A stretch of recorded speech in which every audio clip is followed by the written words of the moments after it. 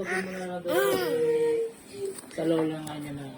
Bigyan na lang tayo ng puhunan. Tayo na lang tayong bakery. Tapos, nagtatanong siya sa akin. Kuya, ay nagpuna muna pala, nagpaalam muna siya sa akin. Kuya, hanggang May. Ay, hindi pala May. May 30. Tapos doon na kami ng mag-asawa nga. Bibigyan nga kami ng lola niya ng panghunan.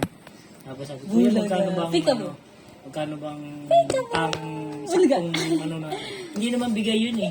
Papautang sa kanila. Tapos, hindi. Eh, ganun daw din ang ginawa sa mga pamangkin, saka mga apo na iba. Halimbawa,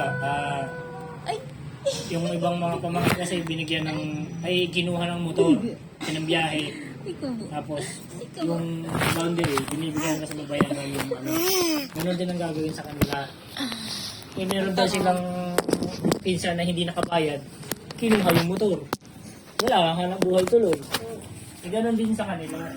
Pagka tayo yung bakery, sumulugulugan nila yung kumagano yung pinuhuran sa kanila.